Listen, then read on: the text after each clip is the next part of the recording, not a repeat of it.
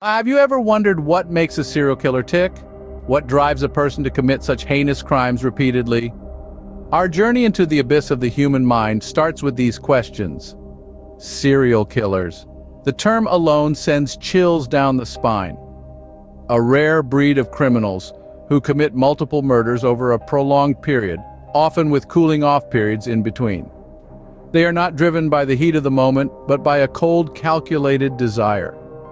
A desire that is as chilling as it is incomprehensible to the rest of us. What makes them this way? Experts suggest a combination of factors. Some point to a turbulent upbringing, filled with physical, emotional, or sexual abuse.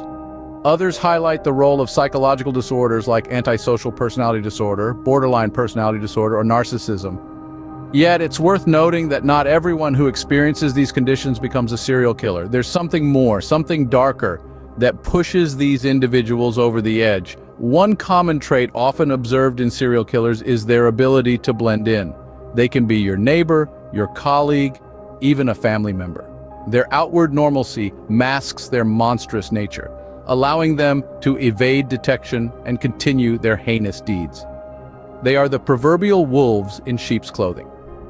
Some serial killers are driven by a sense of power or control. For them, each murder is an assertion of dominance, a twisted form of self-validation. Others are propelled by sexual gratification, deriving pleasure from the act of killing itself. Whatever their motivation, these individuals view their victims not as humans, but as objects to be manipulated and discarded at will. Understanding the nature of serial killers is a complex and unsettling task. It forces us to confront the darkest corners of the human psyche, the places where empathy and humanity give way to cruelty and callousness. But it's a task we must undertake if we are to prevent such atrocities from happening again. One such individual who exemplifies the horrifying nature of serial killers is Gary Ridgway, also known as the Green River Killer. Gary Ridgway, a name that sends shivers down the spine, but who was he before the world knew him as the Green River Killer? Born in Salt Lake City, Utah, in the year 1949, Gary Leon Ridgway was the middle child among 3 sons. His home life was far from idyllic. His mother was domineering. His father, a bus driver, often spoke of his disdain for sex workers. Young Ridgway wet his bed until he was 13, a trait often associated with sociopathic tendencies. His mother would wash him, creating a complex mix of shame, rage, and arousal in him. As a teenager, Ridgway's darker side began to emerge. He lured a 6-year-old boy into the woods and stabbed him through the ribs just to see what it felt like. The boy survived, but the seeds of something monstrous were sown. Ridgway completed high school and married his high school sweetheart in 1969, but this wasn't the start of a normal life. His marriage was marred by infidelity, and he developed a habit of picking up sex workers, often returning to the same areas along the Green River. He was an ordinary man working as a truck painter, a job he held for 32 years. But beneath the veneer of normalcy, Ridgway was a man with dark desires. He was fascinated with sex workers, viewing them as disposable. He wanted to control them, possess them, and ultimately end them. He was a wolf in sheep's clothing, a ticking time bomb waiting to explode. Ridgway was described by those who knew him as friendly and personable, a man who loved to garden and spend time outdoors. He was a devoted member of his church, even serving as a deacon. But what people didn't know was that Ridgway was leading a double life. He was not just the friendly neighbor or the helpful churchgoer. He was a man with a monstrous secret. An ordinary man with an ordinary job, Ridgway's life was far from what it seemed. Behind the facade of normalcy, Ridgway was living a double life, one that would earn him a place in the annals of America's most notorious criminals. In the heart of the 1980s and 1990s, Washington was held captive by a reign of terror.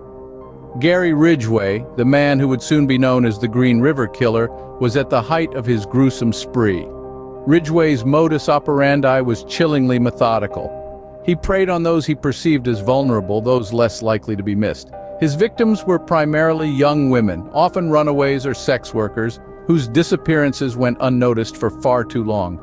He would charm them, lure them into his vehicle, and then, when they least expected it, he would strike. His method of murder was as personal as it was brutal. Strangulation was his preferred choice, an act that allowed him to watch the life fade from his victims' eyes.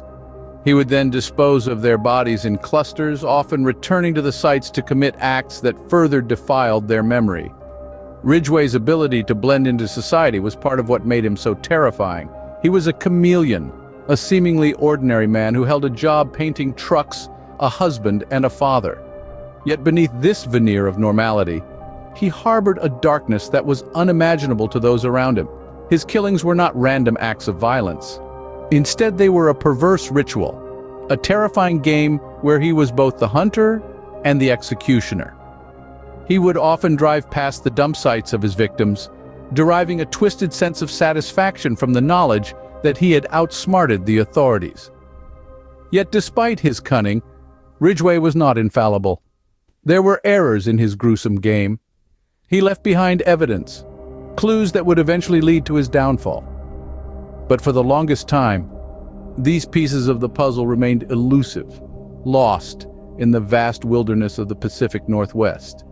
As the years passed, the body count rose. The Green River Killer was relentless, his thirst for violence seemingly insatiable. Yet, even as the terror gripped the community, life went on. People went to work, children went to school, and Ridgway, he kept on killing. Each victim was a life cut short, a story left unfinished. They were daughters, sisters, friends, each one a person who deserved so much more than the fate they met at Ridgway's hands. 49 women fell victim to Ridgway's horrifying spree, their lives cut tragically short. They were the unwilling players in his macabre game, their lives stolen in the most horrific of ways. Yet in the face of such atrocity, their memory lives on, a stark reminder of the monster that once walked among us. The sheer magnitude of Ridgway's crimes is chilling, but what does it say about our society and how can we prevent such atrocities in the future? As we grapple with the grim narrative of the Green River Killer, we are left with a haunting reflection of our society. It's not just about one man's descent into darkness, rather, it's an opportunity to hold a mirror to our collective consciousness. Gary Ridgway wasn't born a monster. He was nurtured into one. His story raises the question, how many more are out there, teetering on the edge of their own abyss? Let's think about the societal factors at play. A culture that often glorifies violence, a justice system sometimes more focused on punishment than rehabilitation, and a community that failed to see the signs. These are all elements that, woven together, can create a tapestry of horror like the one we've seen with Ridgway. But reflection isn't enough. It's time to discuss prevention. We must invest in mental health services and early intervention programs. We need to foster communities where everyone is seen, heard, and valued. We must challenge the glamorization of violence and promote empathy and understanding. Education is another key. We must teach our children about respect, consent, and the value of all human lives. We need to open up conversations about mental health, making it as normal to discuss as physical health. It is through these steps that we can hope to prevent future atrocities. Moreover, we need to remember the victims. They were daughters, sisters, mothers, friends. Their lives were abruptly and cruelly stolen, their potential forever lost. We must honor their memory by ensuring their stories are told and their names are remembered. Ridgway's story is not just a tale of a man turned monster. It's a stark reminder of the work we need to do as a society to prevent such horrors from recurring. Each life taken by Ridgway was a tragedy, a reminder of the darkness that can lurk within even the most ordinary of individuals. As we move forward, let us do so with the resolve to create a world where such darkness is met with light, understanding, and prevention. Ridgway's reign of terror eventually came to an end, but the echoes of his crimes continue to haunt us. In 2001, the relentless pursuit of justice led to Ridgway's arrest. His capture was not the culmination of a dramatic chase, but rather the result of tireless investigative work, DNA evidence, and the courage of survivors. During his trial, Ridgway admitted to the murders of 49 women, a horrifying tally that etched his name into the annals of American crime history. His sentence, life imprisonment without parole, a fate that seemed to pale in comparison to the fear and pain he had inflicted on so many.